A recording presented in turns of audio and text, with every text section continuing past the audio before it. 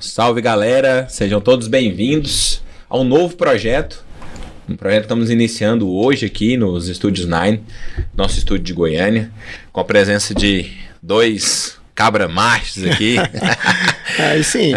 Dois Cassizão, meu brother das antigas. Boa demais, Rafael. Obrigado aí pela parceria. Vai ser sensacional esse projeto. Queria que você já... Vamos começar agora, eu passo Leandro. Mas se você se apresentasse, não vou falar quem é, deixar cada um falar, porque conta o que quiser contar de si. Pode ser? Pode, vamos lá. Bom, sejam todos bem-vindos aí quem está nos assistindo, não só em Goiânia, mas no Brasil, e para os clientes que estão fora, né? Um abraço aí para a turma de Hong Kong. Pô, Rafa, é um prazer enorme estar aqui nesse projeto que já tem alguns anos, na verdade, que estava engavetado, né? Finance Talks.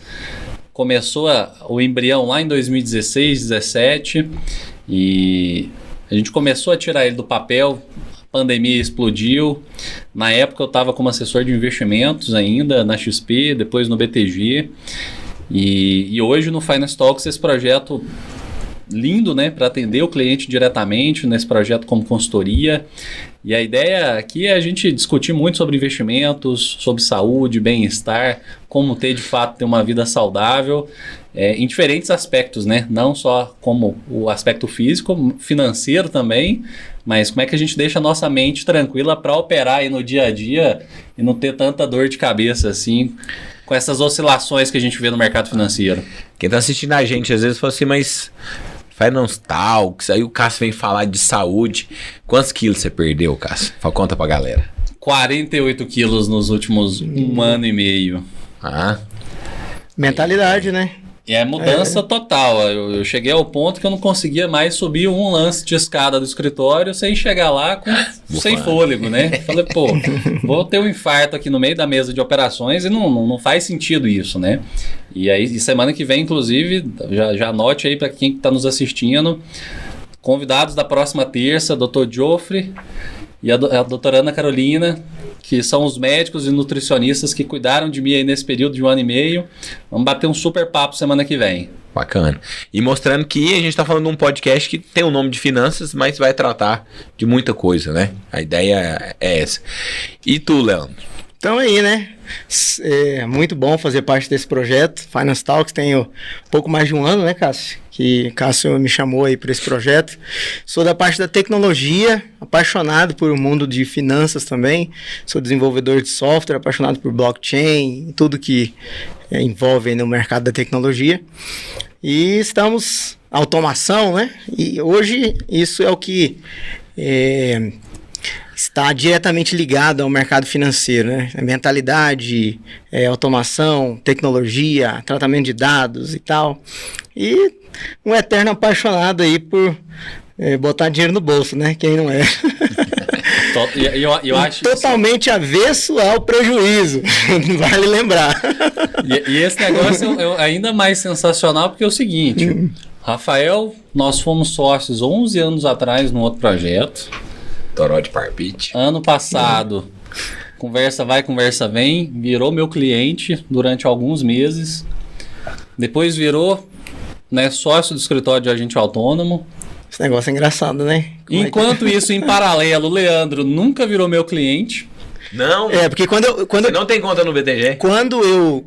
Antes o Cássio era XP quando eu conheci ele.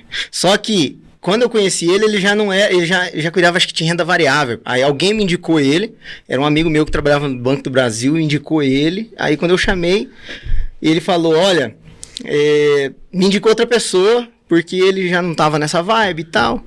E acabou que eu também não virei cliente dessa outra pessoa. Você é cliente de quem? De ninguém. Eu casei e fiz meus investimentos. Acabei com meu dinheiro.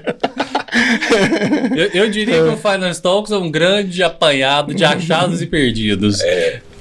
Fui lá no fundo do baú e trouxe tudo, coisa boa pra gente executar aqui agora. A gente se reencontrou por conta da AGE, né? Por causa do movimento jovem, não foi? Que você foi lá em Rio Verde. Exatamente. E aí, vou visitar o Rafael. Acho que na época eu tava presidente da AGE, eu tava entregando a gestão. E conversa vai, conversa vem, aquele raporzinho ali, né? Antes de entrar nos assuntos. E eu, de cabeça na renda variável, assim, de cabeça, swing trade. Não, o day trade, ele, né? Hoje eu entendo que day trade é a Fórmula 1 do mercado financeiro. Cara, você tem que ser assim. O cara tem que ter mentalidade, o cara tem que saber, o cara... Senna, não é esse o baú que se falam por aí, né? Não. Eu conheço um amigo que ele falou assim, nossa, eu ganhei mais de 100 mil com day trade nesse ano. Eu falei, é mesmo, cara? Devolvi tudo pro mercado, eu fiquei devendo 30. Eu falei, nossa, aí. que... Isso é muito natural. Né? Nossa. Tem gente que ganha? Tem. Tem dia que você ganha? Tem operação que você ganha? Tem. Mas, né, é um mercado, vamos falar, acho que hoje assim, tô fazendo papel de host aqui hoje, galera, mas o grande host vai ser o Cássio, ele que vai tocar principalmente, né, esses podcasts. Claro que nós vamos estar sempre junto, o projeto, nós 3 somos sócios, né, na verdade são 2 CPFs e um CNPJ, né, que é o do estúdio, mas a ideia é a gente bater um papo aqui hoje, falar tudo, e aí assim...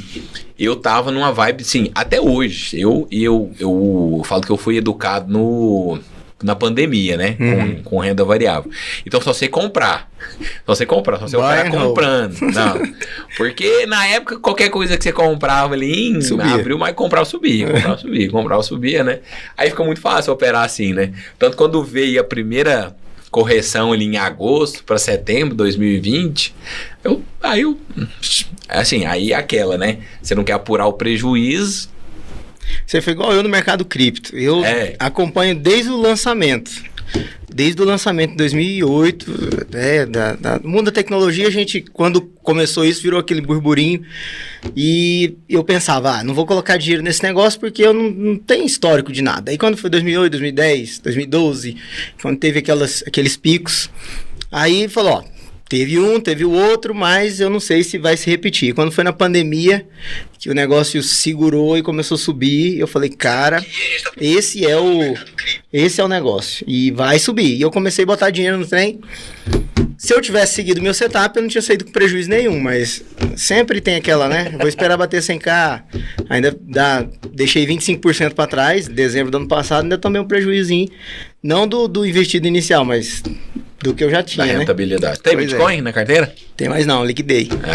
Que cripto que você tem, né? Tem mais nada, liquidei tudo. Zerou? Liquidei, porque agora você não sabe o fundo, né? Ó, o que ninguém enxergava no mercado cripto era o seguinte, ele era um respingo da economia geral do mundo.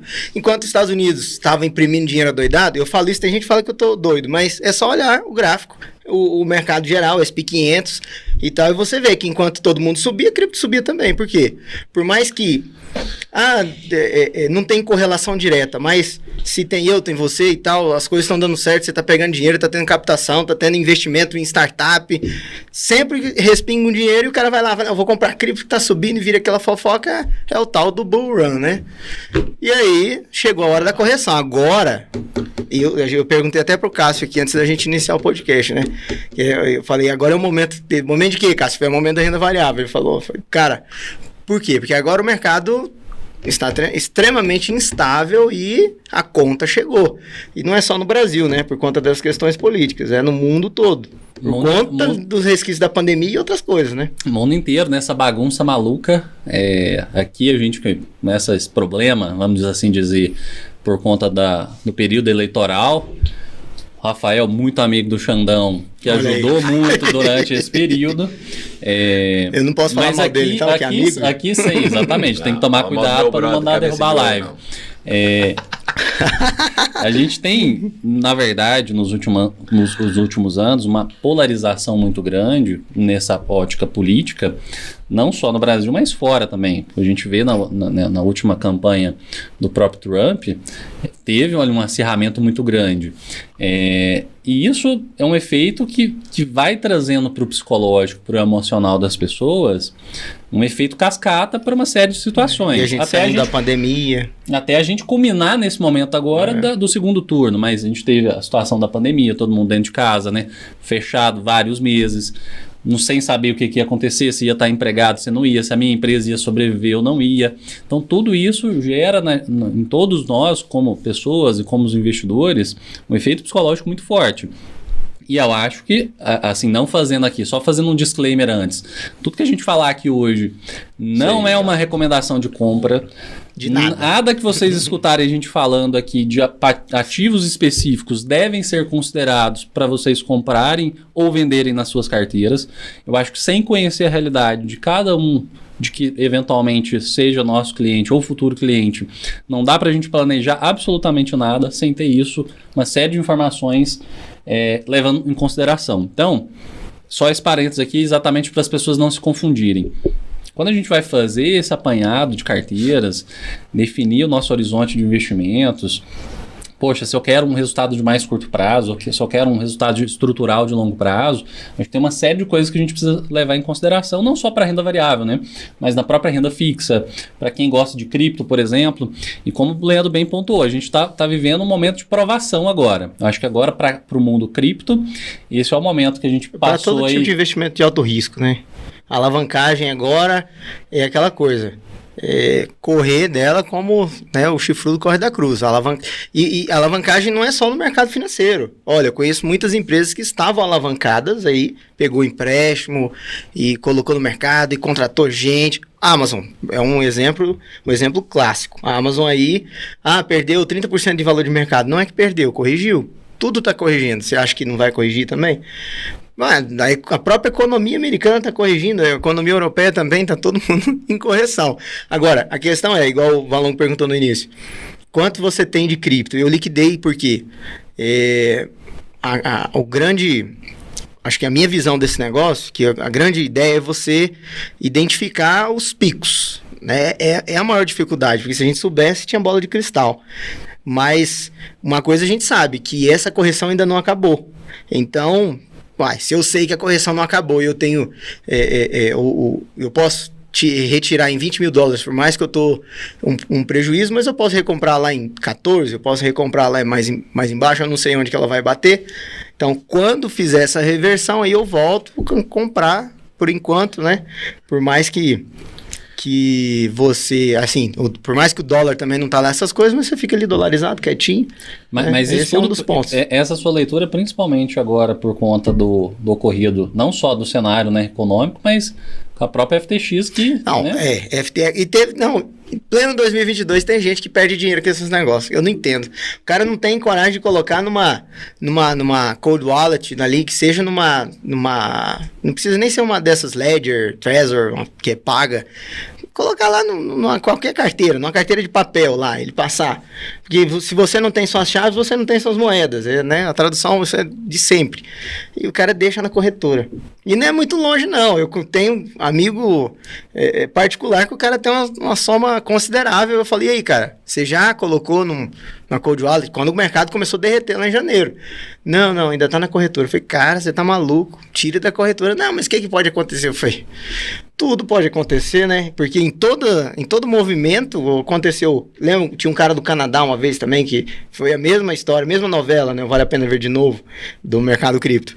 Era só outra empresa com um nome diferente, que eu não lembro qual que era o nome, mas mesmo esquema de FTX. Claro que FTX agora foi muito mais do que só a operação de mercado cripto que o cara fez lá. Ele fez uma rede de que eu queria ter essa inteligência para fazer isso, para pelo menos economizar alguns reais em impostos aqui no Brasil, né?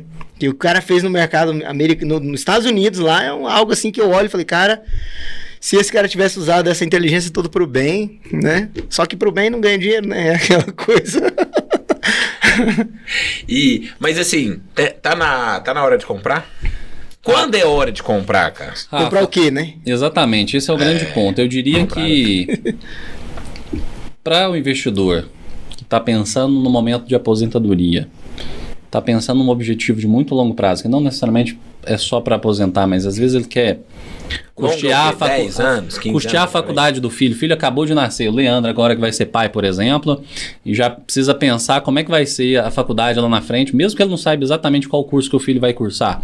Mas, poxa, são aí 18, 20 anos mais ou menos de prazo, que ele se programando agora com antecedência, ele consegue fazer os aportes e colher frutos disso lá na frente. Eu diria que, em média, a partir do 15º, 18º ano, a curva de ascendência dos juros compostos ela começa a ficar inclinada.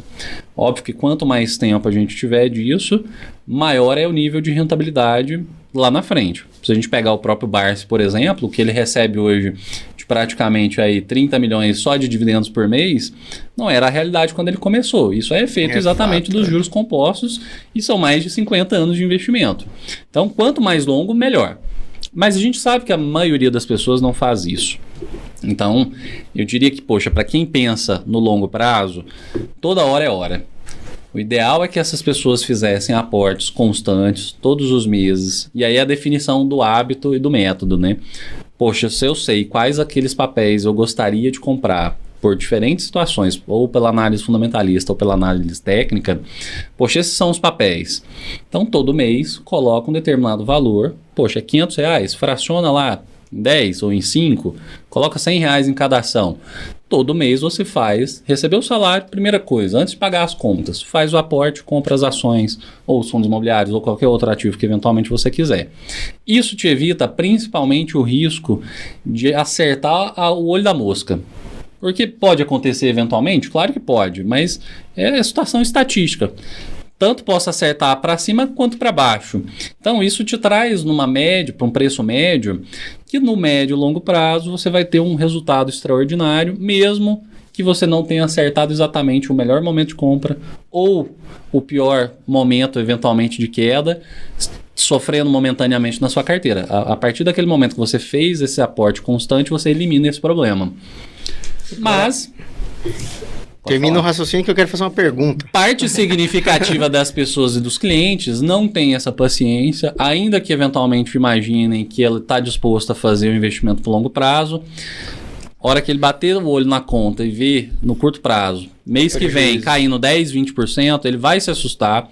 A probabilidade dele, se não tiver um consultor, um assessor do lado, um bom gerente de um banco, para orientar essa pessoa no momento adequado, ele vai vender um bom papel, um bom ativo, por um preço que não faz sentido ele sair hoje. Então, eu diria que assim, por que a pessoa está comprando? Porque se ela não tiver isso muito bem claro, muito bem definido, poxa, é para um objetivo lá da faculdade do meu filho, da minha aposentadoria, esse investidor ele vai vender sem saber o motivo também. Poxa, caiu 20%, ele, não, acho que tá ruim, vou vender. Não deveria ter a precificação do dia. Porque quando o tiozão do terreno compra um terreno, ele não tem como saber todo dia ir lá e olhar, falar, olha, ele valorizou tanto de ontem para hoje. Se ele tivesse, ele também ia se desesperar. E é por isso que dá tanto certo, né? Aí ele compra o terreno, fica 15 anos com o terreno. Por que ele não compra um papel e fica 15 anos lá com o papel tranquilo dele, né? Que com certeza ele valorizaria. Cássio, eu queria perguntar para você o seguinte. Essa semana eu ouvi... Mas assim, não é aquela coisa de técnica e a bola de cristal e, né, porque ninguém aqui sabe o futuro, se souber, fala comigo que nós vamos jogar de sócio na Mega Sena acumulada aí, que tá alguns Tá chegando, né? Pois é. A Mega da virada. Pois é. Me perguntaram o seguinte, olha, esse cenário político do Brasil, totalmente instável, né, Haddad como ministro da Fazenda, e será que existe a possibilidade de voltar ter aí um plano Collor /2 da pessoa perder os seus investimentos ali ou que eles serem tomados pelo mercado, tipo o caso da Venezuela ou alguns, né, papéis inclusive lá na Argentina, né?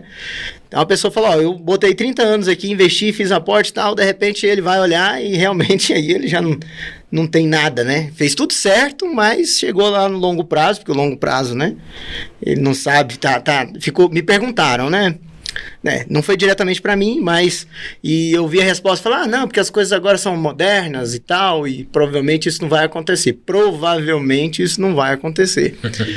Qual que é a sua visão disso? Estamos no Brasil e no Brasil tudo vale, inclusive a descondenação de alguém que foi condenado. Pois é. Então, lá nos anos 90, no início da década de 90, Collor, né, confiscou a poupança do Brasil, dos brasileiros.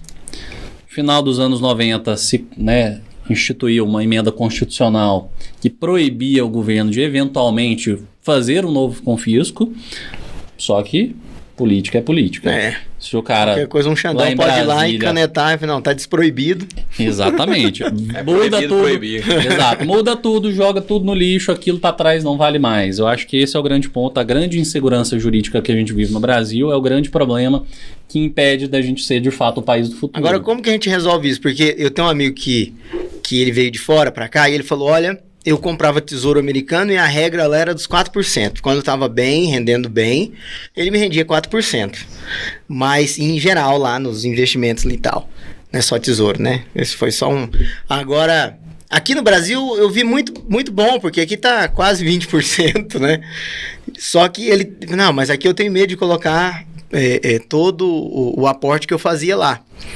Por mais que aqui é bom, mas eu vejo que não existe almoço grátis, né? Existe o risco, por isso que pagam mais. O que você diria, assim? Qual a sua opinião sobre essa questão de fazer uma boa estratégia para você ter uma blindagem patrimonial aí? E até ligando essas duas perguntas que você fez, Leandro, muito boa por sinal. Ativos de renda variável no Brasil, eu diria que aí se a gente compara o caso aí da cripto, né, o pessoal da FTX, FXT, agora fugiu o nome. FTX.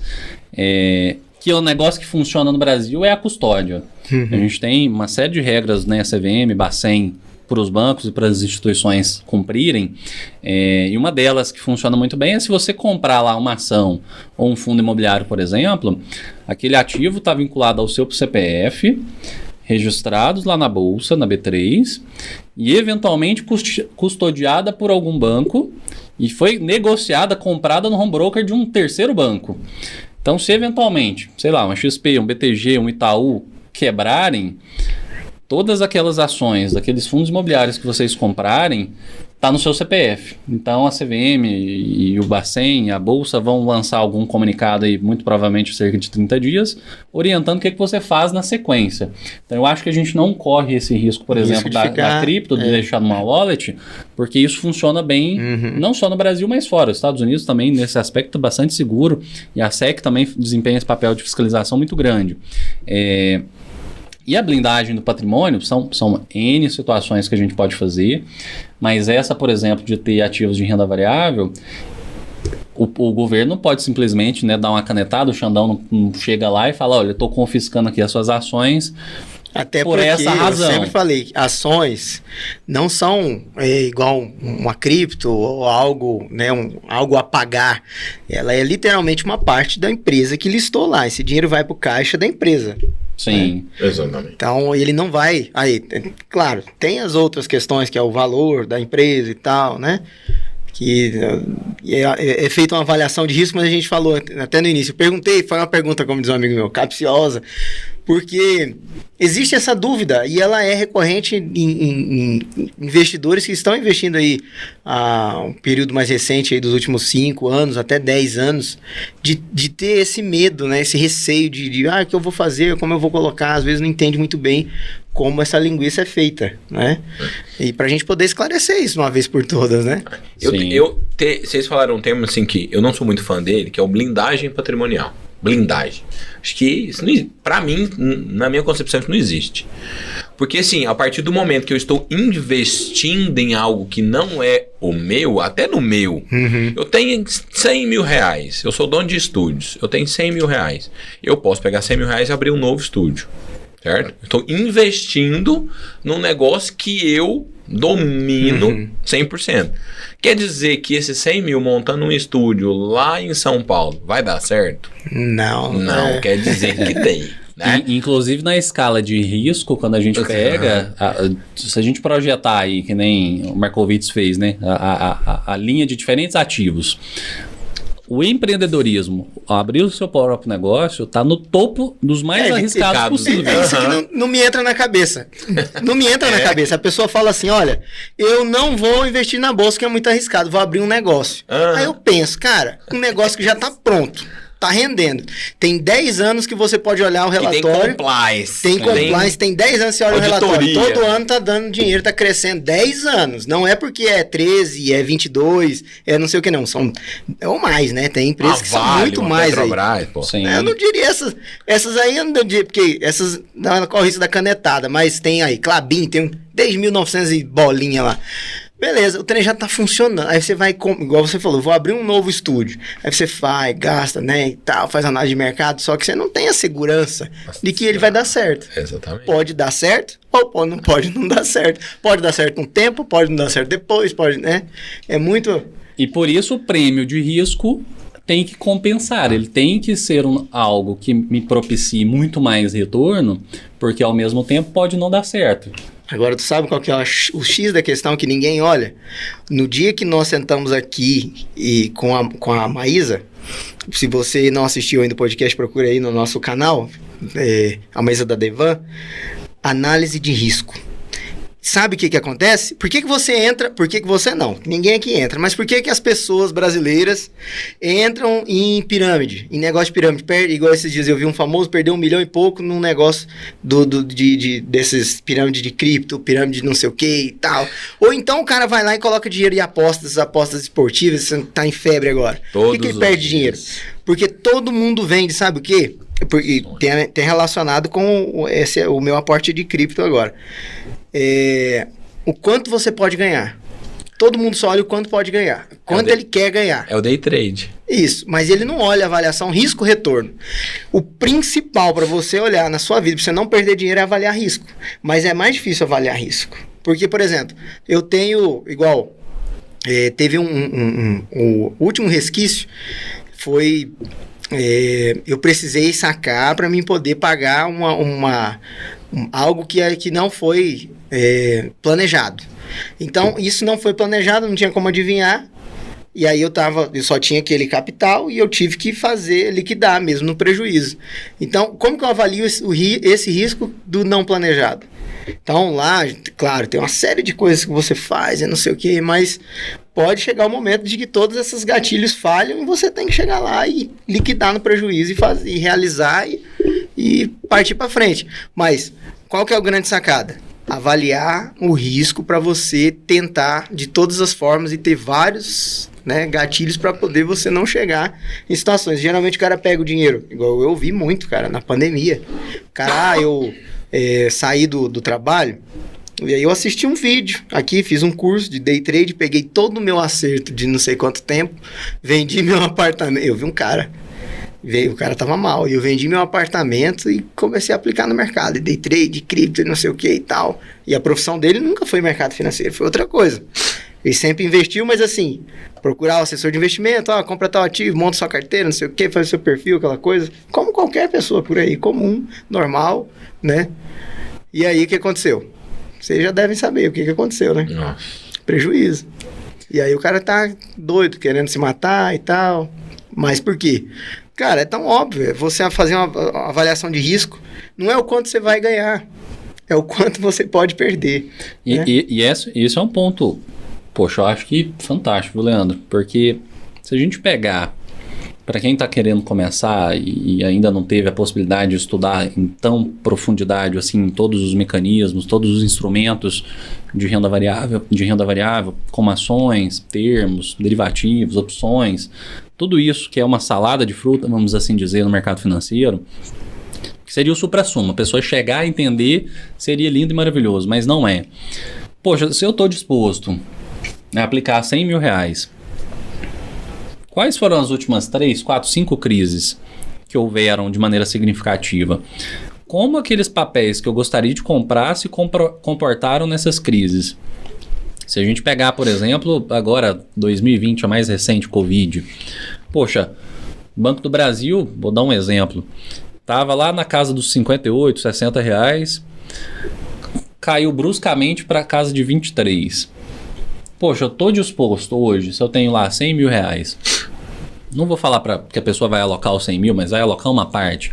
Ela está disposta a eventualmente ver a metade do patrimônio, entre aspas, desaparecer da noite para o dia? se ela eventualmente tiver uma emergência, precisar liquidar, ela está disposta a correr esse risco de resgatar menos 50%? Poxa, não. Então, renda variável não é para você que está nos assistindo e que não está disposto a eventualmente ter isso. Mas se você, poxa, tenho grana diversificado, fiz o dever de casa, né, não coloquei todos os ovos na mesma cesta, tenho lá alguns ativos que eu acredito que são interessantes. E estou disposto a correr esse risco. Muito provavelmente, se você tiver uma mentalidade de muito longo prazo, você vai ver esse capital multiplicando por inúmeras vezes. Por 2, por 5, por 10, algumas ações por 100 vezes. Só que você tem que dar tempo ao tempo, né? Então, olhando por essa ótica do risco-retorno e com o tempo a seu favor. O Bars fala muito sobre isso, né?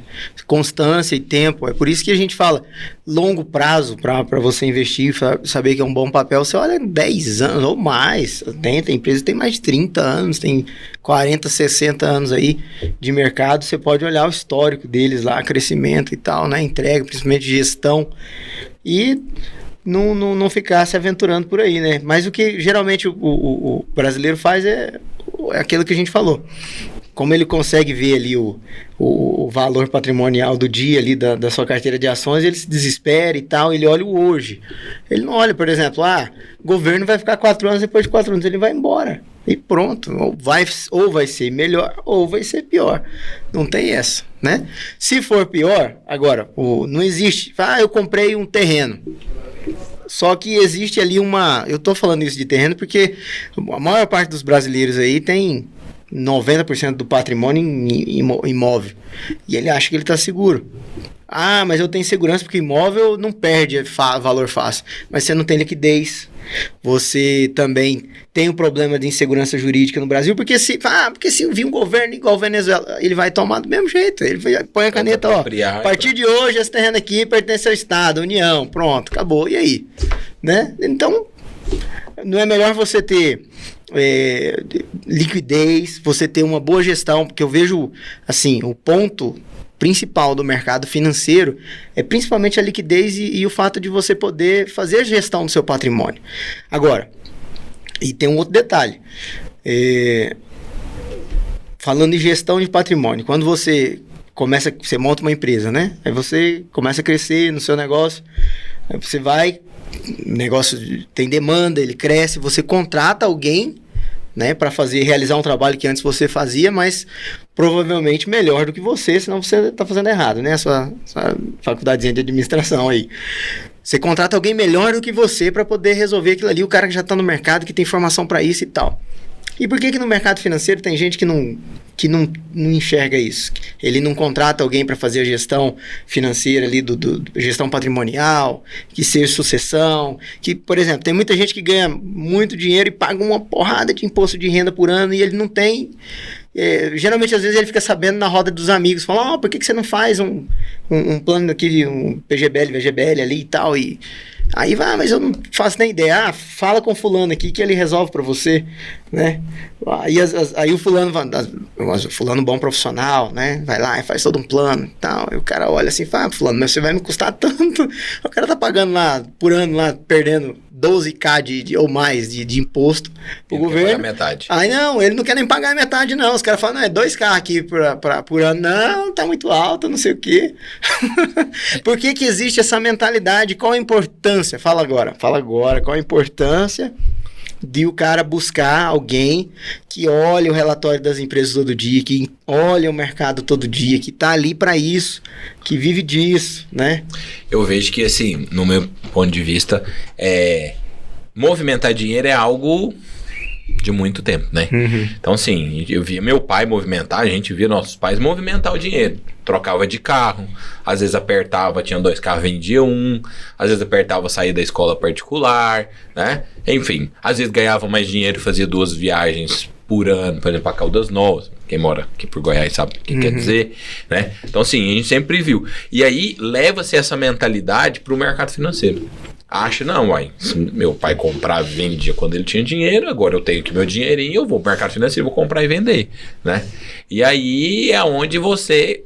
Só que esquece que o seguinte, é o que você falou, no mercado financeiro, primeiro, são inúmeras possibilidades. né? Variável mesmo, uma caralhada. Renda fixa, outra caralhada. E aí, qual opção escolher? Não? Quando entrar, quando sair. Eu lembro que esse negócio de quando entrar, quando sair, né? A gente já falou que não é nenhuma recomendação. Olha como que eu fiz quando eu comecei. Eu comecei a assistir os vídeos, né? Thiago Negro e não sei quem. E aí eu vi as carteiras dos caras. Aí eu fui lá, planilhei todas, copiei. Quem nunca, né? Aí o Thiago me comprava, eu comprava. Só que o cara não fala quando ele sai. E aí ele saía e eu ficava com o ativo. Isso aconteceu muito no mercado cripto. Inclusive a galera fez manipulação de mercado e tal. O Elon Musk fez manipulação de mercado com esse negócio.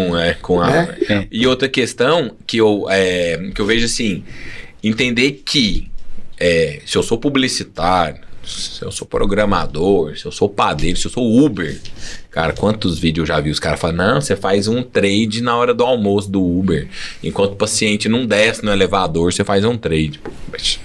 O Ports. Eu vou pagar esse café aqui com o trade que eu tô fazendo aqui e tal. Nossa senhora. Eu diria que, inclusive, essa é uma das grandes armadilhas do mercado de investimento. Eu diria que o investidor, ele precisa saber o que ele está fazendo.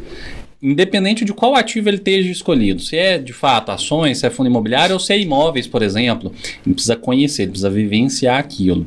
E se ele está disposto a colocar dinheiro naquele tipo de ativo, ele precisa ir a fundo. Não dá para confiar cegamente no consultor, no gerente, no assessor de investimento, no amigo que indicou, muito menos no influencer. Ele precisa tirar um tempo, nem que seja 1 hora por semana, para olhar os relatórios, para dar uma olhada no balanço, para olhar minimamente aquilo que ele está colocando dentro da sua carteira. Ô, Cássio, eu resumiria isso em o seguinte: você tem que saber o motivo que você está comprando para saber o motivo quando você vai vender. A gente tá falando aqui, por exemplo, de efeito manada, operar por notícia. Eu tenho um caso assim, eu sempre falo desse caso. O caso do Carrefour, quando o segurança matou aquele negro. Eu tava operando na época, assim, constante. Veio a notícia, no outro dia as ações do Carrefour despencou. Eu comprei. 2, 3 dias depois voltou. Porque, cara, ia voltar. Por esse motivo, eu comprei, por esse motivo eu saí. Hoje, nem sei se eu tenho Carrefour na carteira. Mas foda-se. E isso é tão verdade, Rafa, e de fato a gente precisa saber esse movimento. Nem sempre a gente tem tão claro, mas a gente minimamente precisa ter algumas orientações. E é muito bacana se o investidor conseguir anotar isso numa planilha ou num caderno. Porque você não sabe quando você vai vender. Então, poxa, eu estou comprando por essa razão. Anota ali aquele motivo. Pode ser que daqui 10 anos, poxa, acredito que nesse momento é o momento de venda. Por que eu comprei? Qual que era o meu grande objetivo lá atrás? Está claro? Atendeu aquilo que eu esperava? Poxa, show de bola. Você citou agora sobre o Carrefour, eu lembro claramente quando teve aquele acidente da Vale, por exemplo. Do Brumadinho? De Brumadinho. Eu já estava no mercado financeiro, já atendendo clientes como assessor. E ações despencou. Eu tinha vários clientes que a gente tinha liquidado algumas posições algumas semanas antes, dinheiro em liquidez. E com dinheiro no caixa, poxa, despencou. Obviamente que a gente sabe que é um acidente, a empresa tem que se responsabilizar, precisa pagar de fato tudo aquilo, né, que é consequência das ações que ela tomou. Mas eu olhei para aquele momento e falei, poxa, qual analista está acreditando que esse mercado vai voltar? Deixa eu bater um papo com esse cara. Vi a visão lá, dele, conversei, né? Discuti, voltei com os meus clientes, falei, olha, a visão dos caras, dos analistas são essa e essa daqui para esse cenário. Teve cliente que falou, Cássio, poxa, eu acredito que é uma oportunidade gigantesca, mas eu não estou disposto a colocar meu dinheiro nesse negócio que matou tanta gente. Não estou afim de ver dinheiro de sangue envolvido nisso. Falei, poxa, bacana, né? Consciência, me falou por que não quis. A razão é show de bola. Teve outros que toparam. Algumas semanas se passaram, a empresa ainda não tinha retomado, né? Claro que ainda não se sabia os níveis de consequência. Mas eu lembro de voltar para uns 2 ou 3 clientes que falaram mais ou menos nesse tom de conversa. Mas por que você não compra? E se esse negócio der certo daqui a alguns meses, você doa o dinheiro para as pessoas que estão passando por essa situação problemática lá em Minas. Os 3 toparam. Os 3 compraram Vale depois do acidente de Brumadinho. tiveram uma puta rentabilidade, porque compraram na casa dos R$41, R$42. A Vale, poucos meses depois, voltou para a casa dos 60. Os 3 pegaram a grana, doaram para algumas instituições. E eu acho que esse é um papel para a gente entender. Poxa, não só o meu objetivo pessoal, né, como investidor de longo prazo, para aqueles objetivos que eu tenha, mas às vezes pode se tornar até uma causa humanitária. Então, poxa, se eu estou comprando aquele papel naquele momento para fazer a doação, show de bola, cara. Vida que segue. Então, isso serve para inúmeros outros papéis que vão acontecer, não necessariamente essa situação, mas outros casos aí no mercado, né? A gente teve agora, inclusive, uma situação da Renner recente. Então, acho que a gente, à medida que acompanha as ações mais próximo, não fica distante, achando que é só olhar uma vez por ano ou mais, né? Distante ainda. É o olho do dono que engorda o gado, né? Não é só gado. O mercado financeiro também. E outra coisa é entender assim, cara, se eu sou publicitário, eu ganho dinheiro com publicidade. O mercado financeiro é para rentabilizar no mínimo acima da inflação. Tá? Porque... Pra também não deixar dinheiro embaixo do colchão. Que eu conhecida minha falou, agora eu vou sacar todo o meu dinheiro por conta dessa coisa aí e vou guardar. Doando. Aí eu falei, eu falei pra ela, se você sacar R$100 mil, final do ano que vem você vai estar com 80 mil. Quando você for embaixo do colchão e contar, vai estar 80 mil. Você faria isso? Não. Falei, então vai ser isso que vai acontecer. Você vai estar os 100, mas não vai comprar o que você comprava com 100. Exatamente. A inflação tá lá na caixa prego, né? Então, sim. Então, agora, não existe você aprender... O que o Cássio falou, que a gente pontuou no início. Todo mundo que ele vai acumulando patrimônio, ganhando dinheiro no seu negócio e tal, ele precisa estudar o básico de como funciona o mercado financeiro, o mercado para ele poder investir o seu dinheiro bem, né? Lembra aquela máxima que nós tínhamos alguns anos atrás, que jogador de futebol só se aposentava pobre? Porque os caras ganhavam muito dinheiro, mas gastavam tudo, não tinham uma gestão patrimonial. Mas hoje, assim, aí tem um outro lado da moeda que eu até cortei a bola aqui no início, que é o cara, às vezes, que ele quer deixar o trabalho dele principal para, não, agora eu vou ficar só no mercado financeiro, vou me aposentar no mercado financeiro. Cara, será que não é melhor você colocar uma pessoa que é do mercado para poder fazer isso, e você sabendo o básico, sabendo os objetivos, né? Meu pai dizia, se você não sabe fazer, você não sabe mandar. Então, você sabendo o básico, você olha e fala, essa recomendação da pessoa é boa ou é ruim.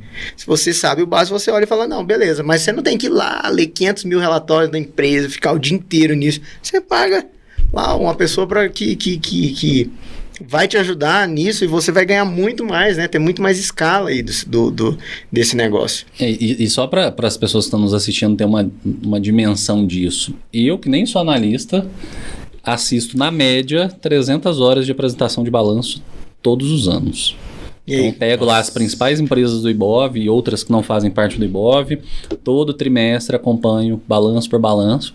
E mesmo assim a gente não está livre de errar. E é uma super... Acontecem inúmeros erros no mesmo do caminho. A gente erra nas escolhas. Poxa, fiz a operação com derivativo, não deveria ter feito nesse momento. Fiz errado, escolhi o vencimento trocado.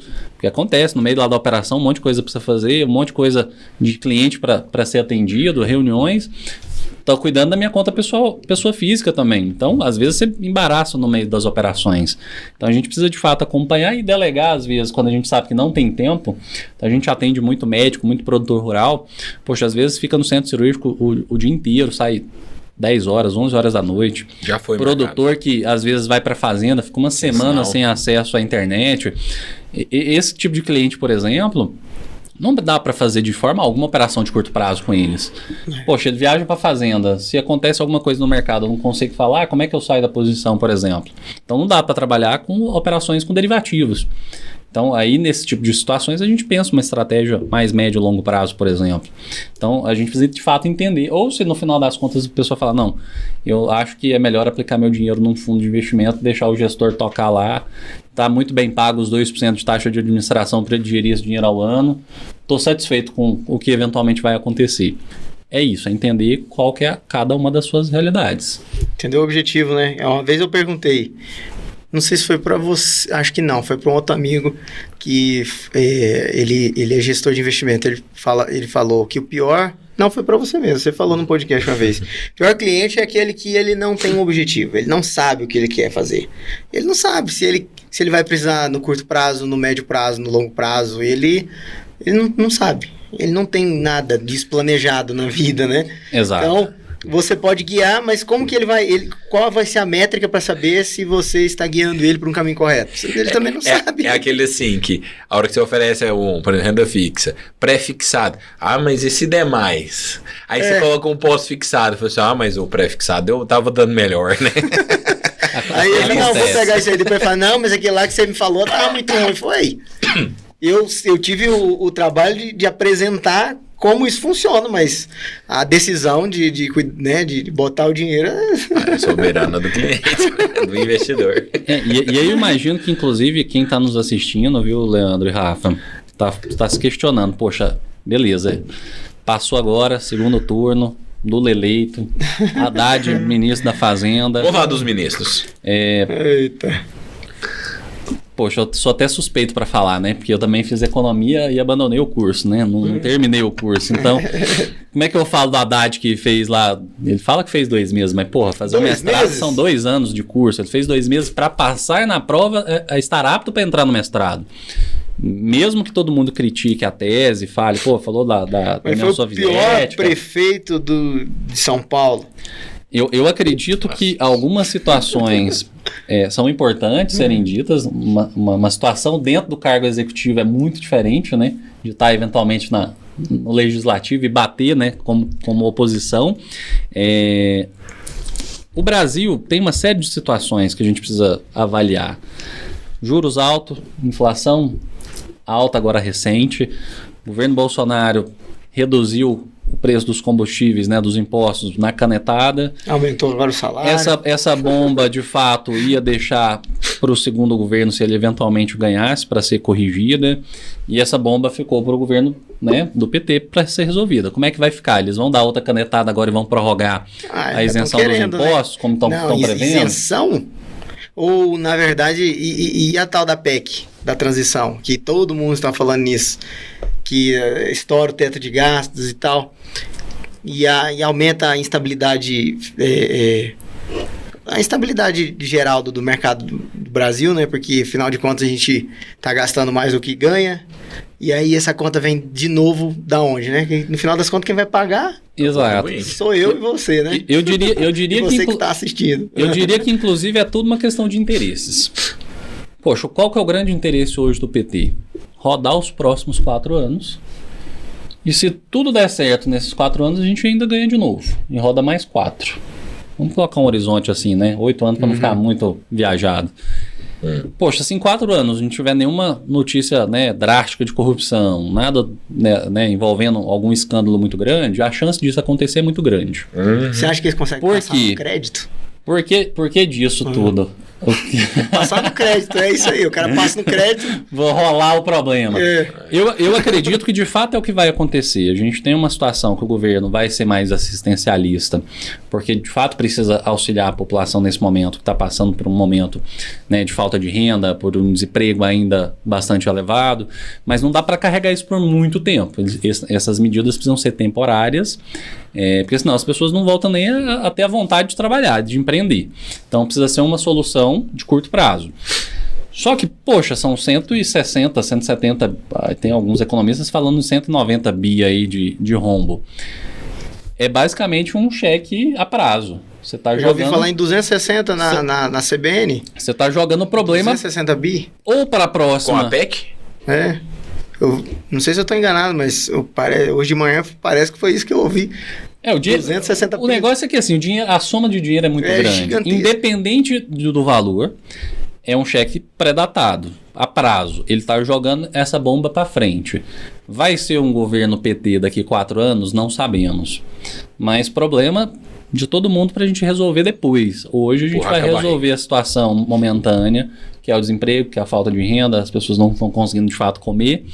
Depois a gente resolve as outras situações. A picanha já virou um bife de soja, né? Exato. Cara, você viu aquilo, puta.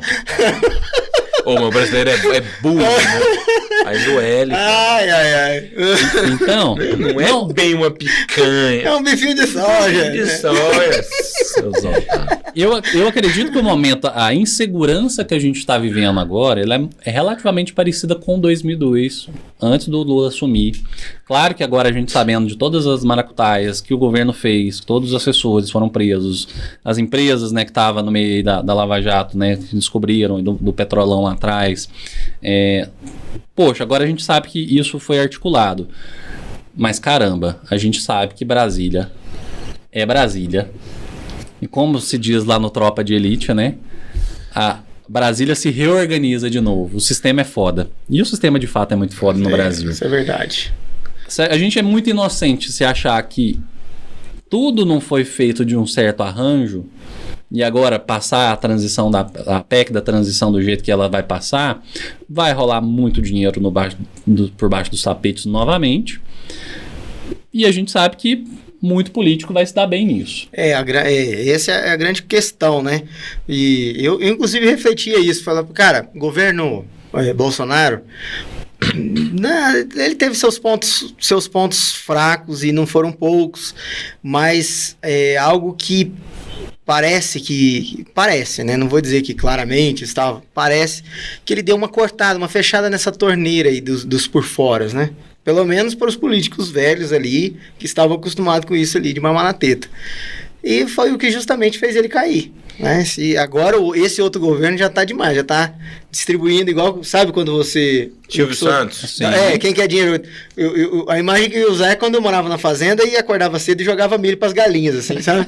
Jogava e vinha aquele monte. Então, basicamente, essa é a ideia. Exato, e eu acredito, o Natanael, até se puder colocar na tela para quem está nos assistindo aqui, eu trouxe uma tabela, uma matriz... Põe na tela, amigo, põe na tela. Que eu peguei emprestado e já queria mandar, inclusive, um abraço para os três, para o Breda, para o Luiz Alves do Alasca e o Dr. Luiz, que gentilmente me cedeu essa matriz aí de análise de precificação hoje.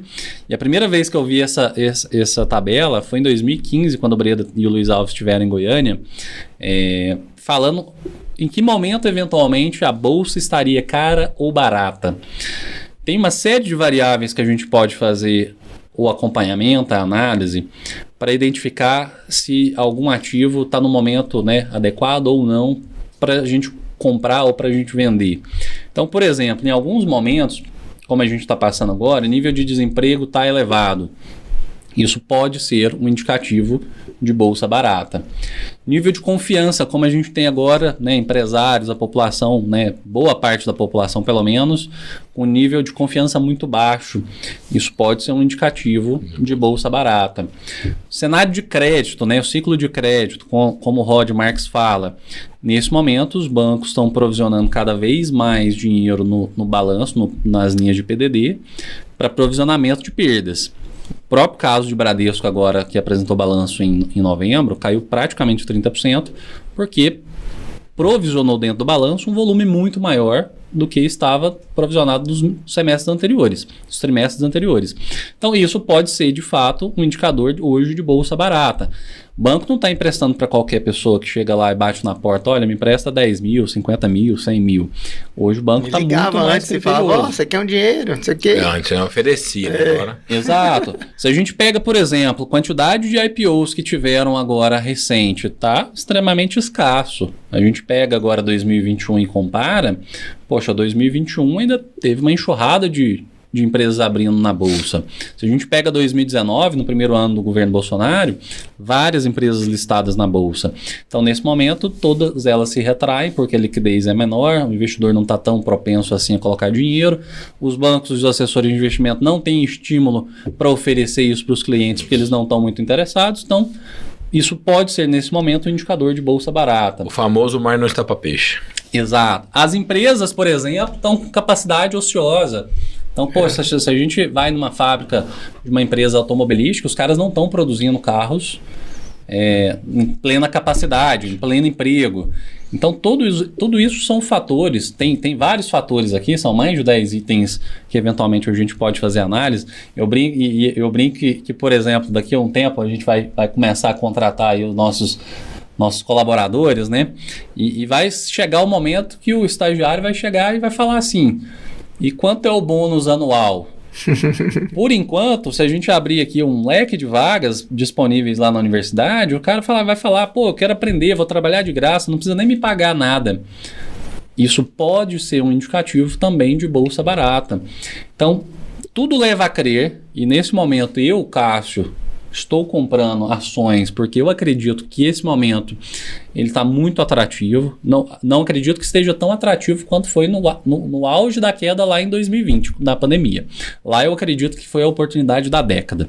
Mas ainda assim, hoje tem bons papéis em patamares relativamente próximos ao que a gente teve no Vale, lá em 2020. Teve papéis que caiu, inclusive, muito mais. Se a gente pega aí, por exemplo, o caso da IRB, né, no Instituto de Resseguro do Brasil, pô, só esse ano já foi mais de 50% de queda e acumula 90% de queda aí de 2020 para cá. Mas, poxa, fizeram um monte de maracutaia no balanço, anunciaram um monte de medidas que, né, não eram verdades. Então, o mercado cobra essas informações em algum momento dessas empresas. A Oi, por exemplo, não conseguiu ainda fazer um bom plano de recuperação judicial, está capengando. Então, tem uma série de outras empresas saudáveis que eu, Cássio, considero saudável. E aí vocês, como investidores, precisam parar, analisar, refletir. Por exemplo, o Banco do Brasil só hoje, e é uma ação que eu estou comprando nos últimos meses, caiu 5% hoje. Poxa, eu estou super tranquilo, porque além das ações, tem estruturas de derivativos que estão trazendo ali uma certa proteção para a carteira, e que aquela queda de hoje não me afeta. Mas tem clientes que não entendem, não compreendem, não adianta querer explicar ainda sobre derivativos, que ele agora que está começando na renda variável, ainda não é o momento para isso. Então, nesse momento, a gente tem um percentual do patrimônio muito menor do que a gente eventualmente vai alcançar no médio e longo prazo.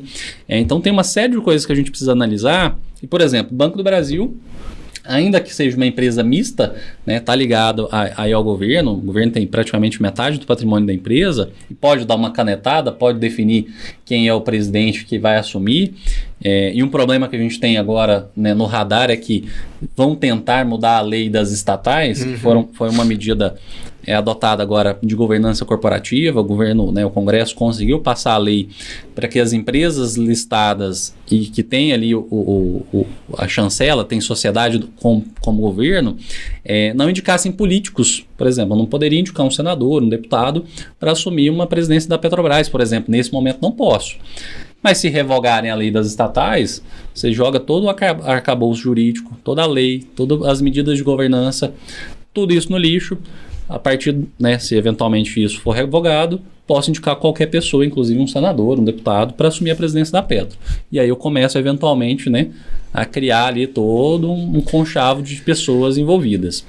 Então, por todas essas medidas que aí o Breda e o Luiz Alves trazem, eu acredito que de fato a gente, nesse momento, para quem está nos assistindo perguntando, será que eu arrisco? Será que eu posso dar aí alguns passos? Posso aumentar minha posição na bolsa? Eu acredito que sim, mas com muita cautela. Precisa selecionar de fato o papel.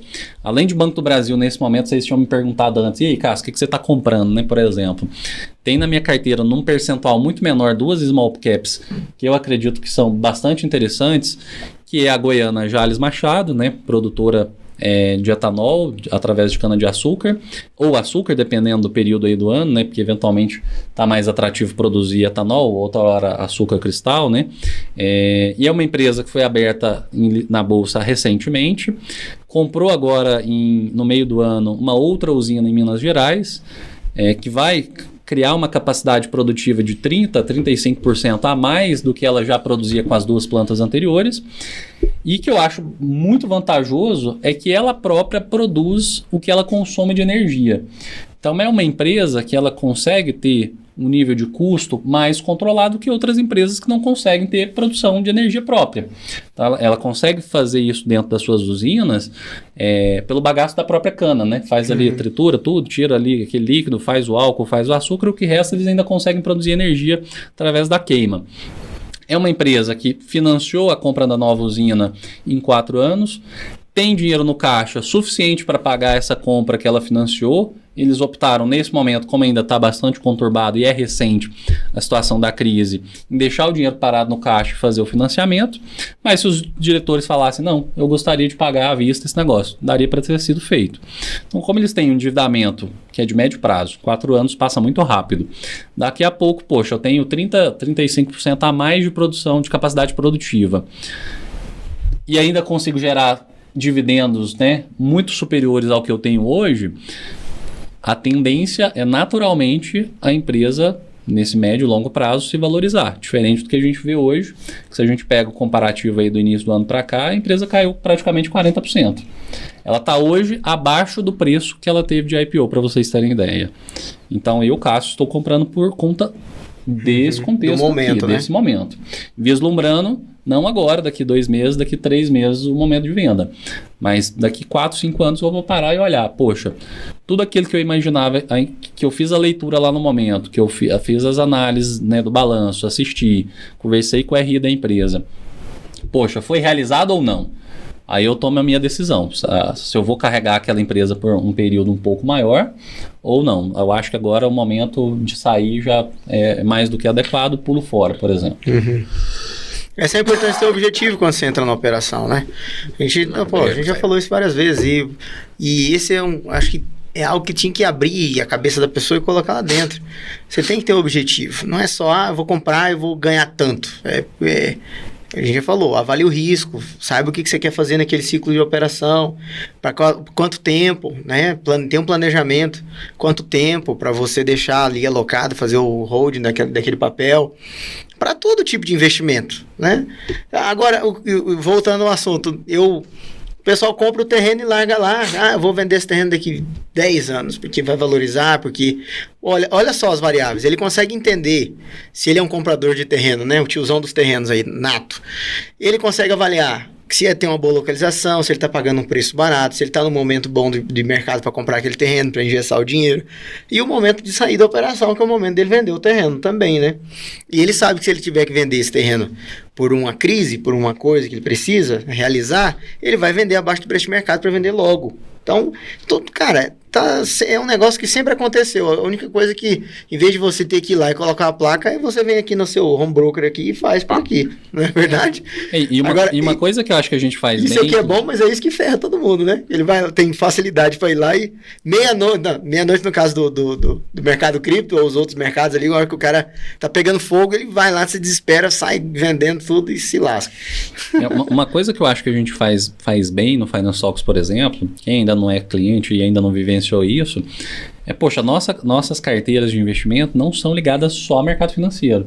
A gente, na verdade, tem uma pulverização, uma diversificação que extrapola o mercado financeiro. Vai no imóveis, apesar de eu, Leandro, né, e Rafael não entendermos de maneira tão profunda assim na parte imobiliária, do mercado físico, mas não somos corretores, mas a gente chama alguns parceiros, algumas empresas que são da área de corretagem, e aí mostra os estudos, o que tem de plano diretor, para que lado que a cidade vai crescer, como é que é o planejamento urbano da cidade, o que faz sentido ou o que não faz, se é aqui em Goiânia ou se é fora, se é numa cidade como Sinop, por exemplo, ou BH, sei lá, dependendo de onde o cliente eventualmente achar que faz sentido, onde ele quer morar, ou se é só de cunho como investimento mesmo.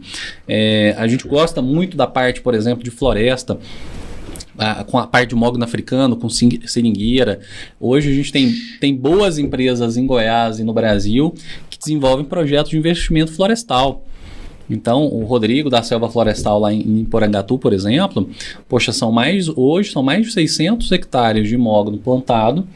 Ainda não estão no ponto de corte, eu acho que a mais antiga demora pra caramba. Deve estar na casa de 14 anos, né?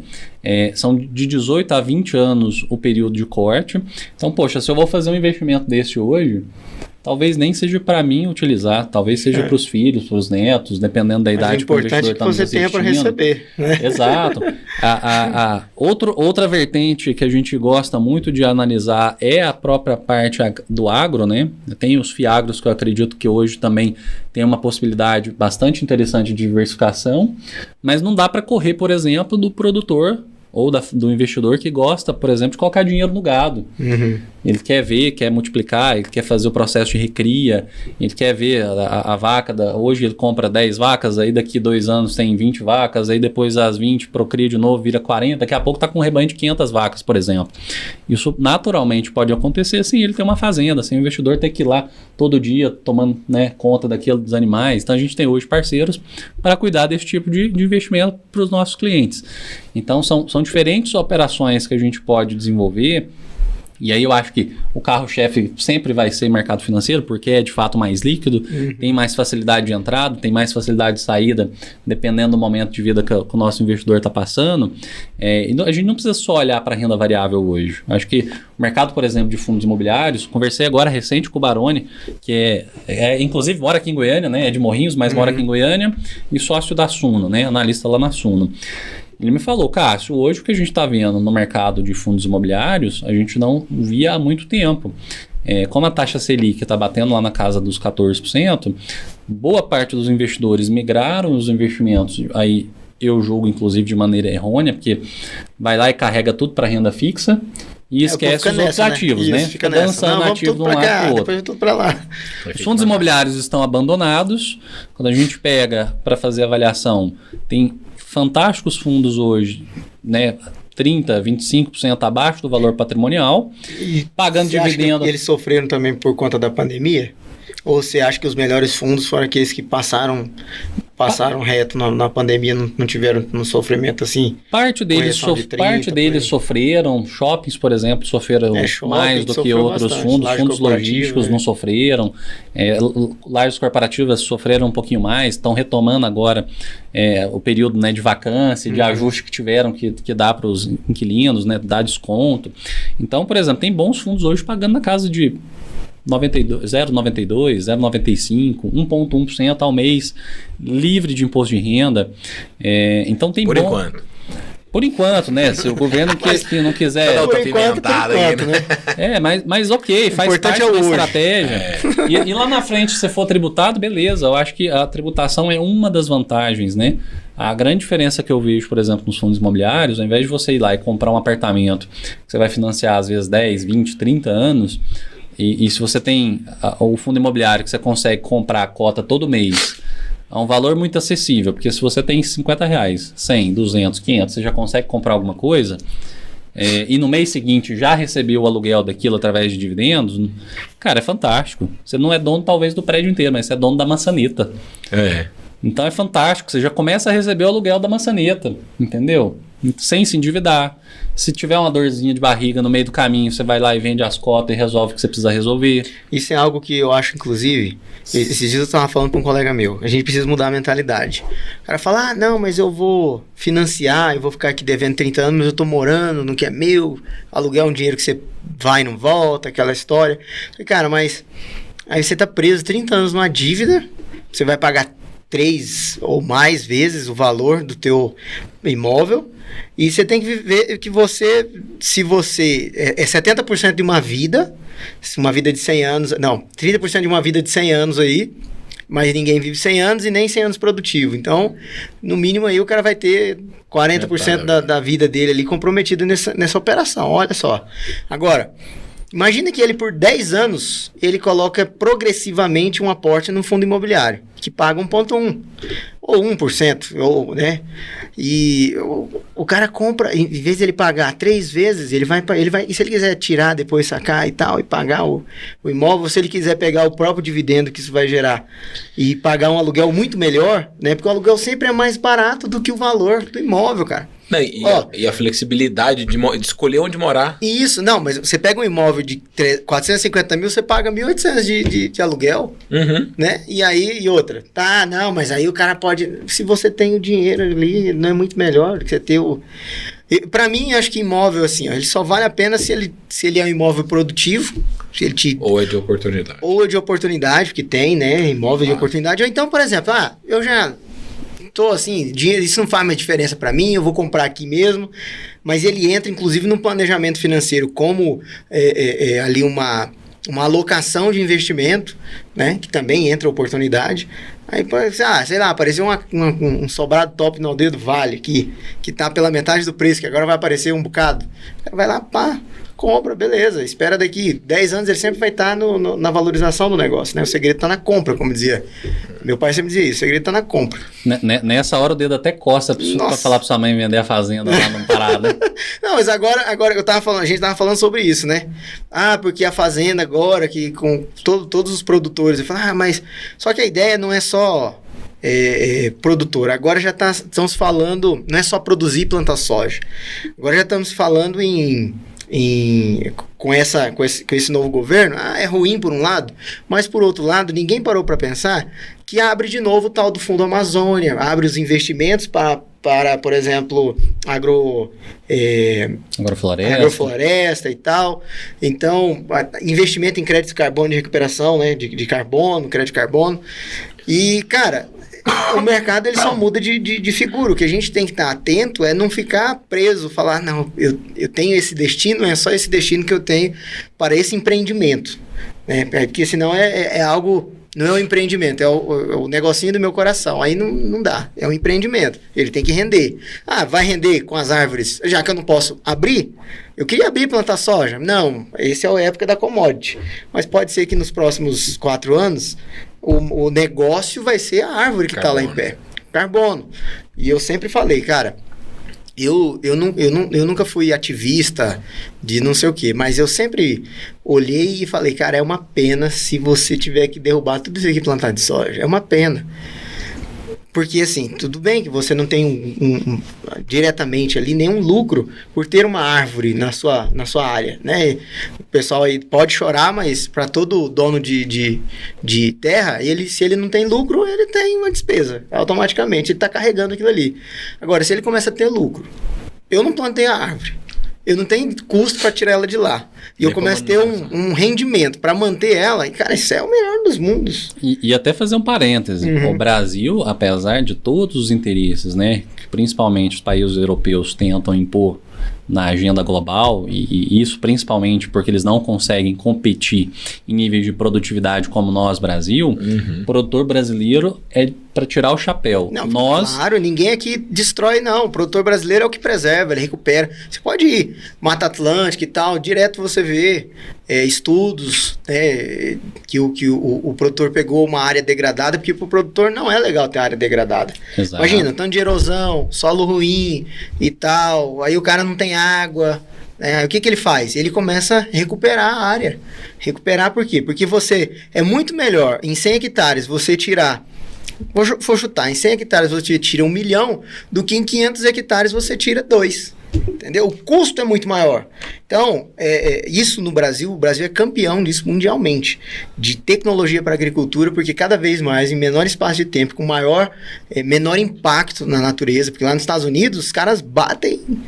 Recente eles aprovaram agora que pode plantar até quase dentro do rio. Você não precisa ter reserva, mata ciliar, limite de 50, 100 metros que a gente tem aqui. Lá não, lá é assim, na margem do rio tá aqui, pode plantar. E ele bate aquele, eu esqueci como é que é o nome, não é Tordon, é um outro lá que é bravo pra danar, que aqui no Brasil até é proibido. E o cara bate lá, não tá nem aí. E aí vai pra água, aí depois afeta a população, afeta os peixes. Aqui no Brasil não, aqui a gente sempre preserva. Aqui é onde tem maior desenvolvimento de tecnologia de biodefensivo, né, que não agride a natureza e tal. Porque o produtor, ele entendeu que não é esse negócio de bater veneno e tal, ele quer lucratividade, entendeu? Isso entra muito nesse negócio de ESG, né? Se bem que a Europa tá dando, no meu ponto de vista, um tiro no pé com esse negócio de ESG, né? Porque totalmente. E eles estão aumentando o custo. A gente que não, a gente já vem... O ESG não é o objetivo, ele é secundário, né? Ele é a consequência das nossas práticas aqui. Não, vamos fazer porque a gente precisa ter água certa, a gente precisa ter um solo bom, então vamos fazer plantio direto, vamos fazer isso, vamos fazer aquilo, né? E automaticamente o ESG vem como consequência, que eu acho que é o mais benéfico, né? Agora, fala aí. E eu sou um grande crítico desse negócio de ESG, porque a gente tem de fato várias empresas listadas na bolsa, inclusive no índice ESG, que eu diria que não deveriam nunca estar ali listadas. A própria Vale, se a gente usar o exemplo aí dos acidentes de Mariana e Brumadinho, porra, os dois dos maiores acidentes ambientais do mundo e a Vale está dentro do índice ESG. Não faz menor sentido. Então, o Brasil, de fato, se caminhar aí, por exemplo, para algumas medidas nesse novo governo, é um tiro no pé do G de governança, por conta de todas as mudanças que eventualmente podem acontecer, e a lei das estatais é uma das que podem ser prejudicadas, e a gente precisa de ficar de olho atento nisso, porque a Europa tem os seus interesses, a gente tem os nossos, a guerra que está acontecendo lá fora pode criar um nível de escala maior do que a gente eventualmente imagina. Os caras estão começando a passar pelo período de inverno agora, não tem energia suficiente na Ucrânia, a população está passando um baita de um perrengue, e dependendo de como é que isso caminha aí no início do ano que vem, pode ser que alguma consequência seja um pouco maior, porque a gente tem na Ucrânia diversas usinas nucleares. Imagina, sei lá, cair uma bomba numa usina daquela, e aí aquela nuvem de radiação o Chernobyl chega num país europeu, né? Sei lá, qualquer dele que seja, Espanha, França, Alemanha. Olha o nível de consequência que a gente pode ter. Então, assim, para quem está nos assistindo até agora aí, né, reta final, eu acho que é importante ter uma parte em renda variável, um momento parece propício para isso tudo, mas a gente precisa ter um pouco de cautela e precisa saber o que está fazendo, principalmente. Não é simplesmente chegar aqui de paraquedas e falar que vou comprar, quero colocar meu dinheiro, meu capital todo na bolsa, porque a grande consequência disso é só uma: é prejuízo, e ele vai querer em algum momento sair, resgatar aquele dinheiro, e aí pode ser que o momento seja ainda pior, né? Que o prejuízo seja cada vez maior lá na frente. Esse aqui é de amargar, né? É o prejuízo acumulado. Em vez de ser juros sobre juros, você tem um prejuízo acumulado. Aí é triste. Não é nem o prejuízo de oportunidade, é o prejuízo realmente de você entrar na operação, às vezes sem saber o que você está fazendo, né? Vai no efeito manada, no como funciona o mercado. O mercado cripto provou muito isso. Eu falo isso porque, como eu falei desde o início, eu acompanhei, né, quando começou esse negócio de Bitcoin e pagamento descentralizado. Ano passado estava em alta, esse ano está todo mundo com medo de falar sobre isso. A gente até estava falando aqui sobre o Ethereum, né? O Ethereum não está mais descentralizado. Ele nunca foi descentralizado no ponto de vista financeiro. Ele é descentralizado do ponto de vista computacional, porque o Ethereum, que eu estava falando, não é uma moeda. Ele é uma rede computacional. Aí ele se propõe, ele realiza muito bem aquilo que ele se propõe. Agora, o que eu estava dizendo, o cara botou dinheiro lá e falou, não, tá todo mundo comprando, e cara, desde 2008 eu acompanho esse negócio, e já em alguns momentos eu falei, vou pôr dinheiro? Não vou pôr dinheiro. Depois da pandemia eu coloquei dinheiro. Entrou tarde. Falei, não, eu ganhei meu dinheiro porque eu vi onde dava para prever um pouco o ciclo do mercado. Agora, teve gente que, não sei o que, tá dando, não sei quem tá ganhando dinheiro, comprou um monte dessas moedinhas meme, não sei o que, e caiu, perdeu o dinheiro pra danar. Eu sempre falei. Eu comprei. Rafa, Quirelinha. 50 ali. Eu falei assim, se é pra divertir, comprar uns negocinhos e tal, bota um pouquinho de dinheiro nesse trem. Agora, cara, eu conheço gente que botou full. Não, porque é o seguinte, se eu comprar Bitcoin, ele já subiu muito. Olha a conversa. Ele já subiu muito. Então, se eu comprar, eu não vou ganhar muito. Aí eu falei, pois é, só que você pode perder tudo. E aí? E dito e feito. Se ele perdeu 96% do negócio. Rapaziada, eu acho que esse negócio tá bom demais daqui, viu, hoje. Esse papo rendeu. Acho que vamos ter que marcar vários podcasts aí pra frente pra gente discutir. Tem muito assunto bacana, gostoso pra discutir, de cripto, até blindagem patrimonial. A gente falou, mas não chegamos no final, né? Então assista o próximo no mesmo bate-hora, bate-canal, né? É isso aí. Semana que vem, Dr. Geoffrey Rezende, a doutora Ana Caroline. Vamos discutir aqui sobre bem-estar, saúde, investimentos também com eles. Como eu cheguei, a perder os 45 quilos aí nesses 1 ano e meio. E como é que a gente leva uma vida, mais tranquila, mais serena. Isso, com nossos investimentos para conseguir dormir tranquilo, tudo a ver. Tem tudo a ver. Você tem uma boa mentalidade, uma boa saúde, tem tudo a ver com o momento de investimento. É tudo que a gente falou sobre objetivo, mentalidade. Se você tá mal, você começa a fazer cagada nos seus investimentos. É incrível, eu já passei por momentos que você tá mal ali de mentalidade, você começa a fazer, você olha, você não consegue enxergar a oportunidade. Você vê, eu vou me lascar, e começa a sair numa oportunidade boa, ou entrar na oportunidade ruim. E basicamente isso é um dos pontos mais importantes. Não perca aí o próximo episódio. Pra gente finalizar então, Rafa, qual papel você tá comprando na sua carteira ou vendendo?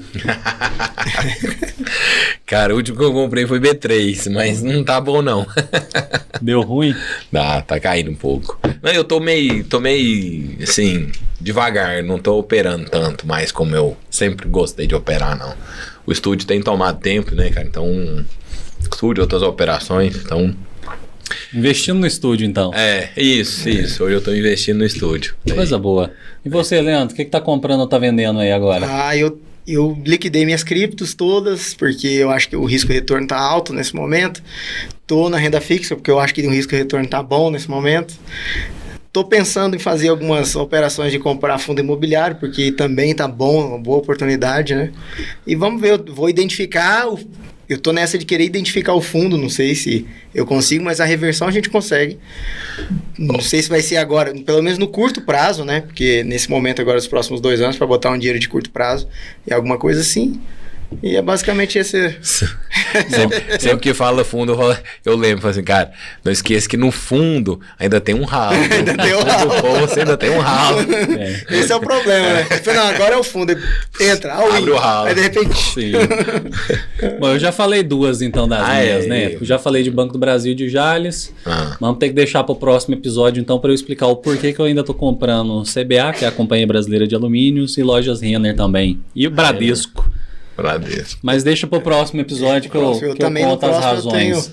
Eu tô com grandes olhos azuis, como diz um amigo meu, para algumas dessas que você citou, inclusive. Tô pra... Né? Mas ainda falta, por exemplo, tem o filho que tá entrando por aí, né? Tem que aí eu tenho que dar né?